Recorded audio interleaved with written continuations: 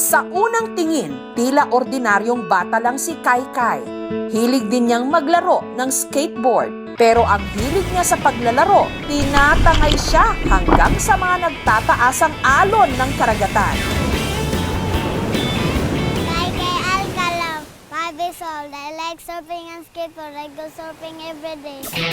Si Kai Kai, kung makipagpatintero sa mga alon, parang isa ng professional surfer.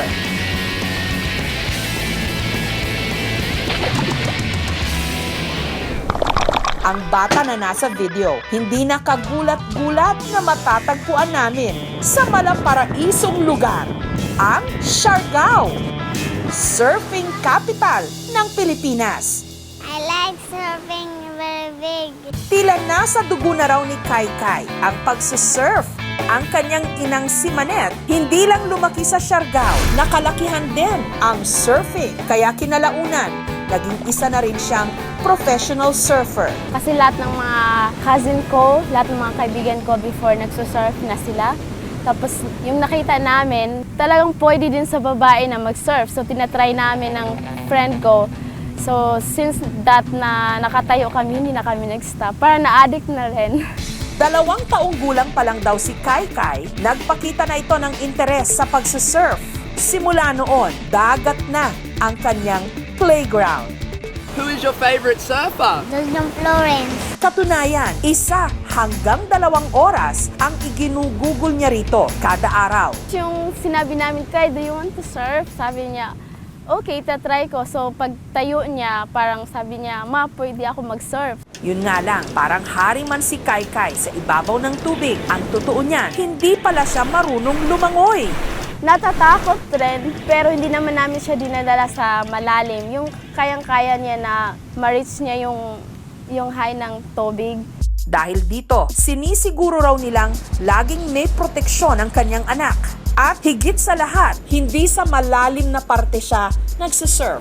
Hindi namin siya pinoforce na mag-surf ng malaking alon. Kung gusto niya, kung may alon, sasabihin namin, gusto mo to. Sabi niya, okay, go. Isa pa sa naka-impluwensya kay Kai Kai sa surfing, ang boyfriend ni Manette, ang tumatayong ama-amahan niya na si Kyron, isa ring professional international surfer.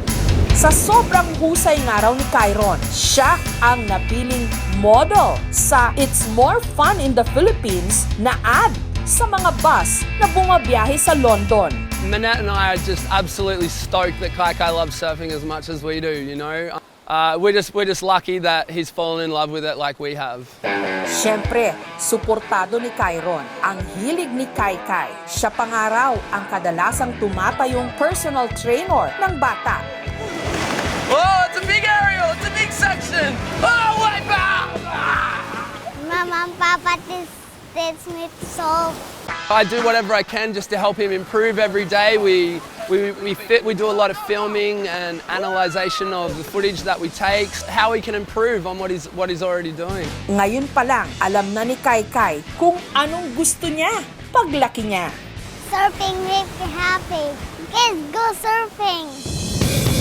Ang ganda ng Siargao, pang world class. Nakabibighani ang linis ng tubig at ang ganda ng dalampasigan. Sa taas ng mga alon nito, dinarayo ng international surfers. Marami sa mga bata rito, natural lang na mahusay ring mag-surfing. Katulad ng magbabarkadang Ben, Charlie, Thark at Christopher, edad 8 hanggang 10 taong gulang. Katulad ni Kai Kai, mula rin sila sa pamilya ng surfers. Kung marami sa mga kabataan ngayon nakatutok sa gadgets, ang kalimitang bonding ng mga batang Siargao, pagbibilad sa araw at surfing. Masaya kami dahil ang mga tao sa amin. Sabihin nila, wow, ang galing yung baby. Gusto niyo maging professional na surfer? Oo, sir. Bakit? Para makatulong sa pamilya. Para makatulong ng mga tao na hindi naka-surfing. Dahil mga bagito pa, ang tatay ni Christopher na si Jose na isang surfing instructor, laging nakabantay sa kanila. Tinitingnan kasi yung sila, maliit masyado pa. Kailangan talaga mababaw yung dagat. Ang problema nga lang, ayon kay Wilmar, residente rin ng Siargao, Dahil sobrang naeengganyo ang mga kabataan dito sa surfing, ang ilan sa kanila napabayaan na ang pag-aaral. Dahil dito, inilunsad nila noong 2008 ang Balikbayod Program. Dahil sa board nga, papahiram nila, yun. Kung mag-aral ka, may board.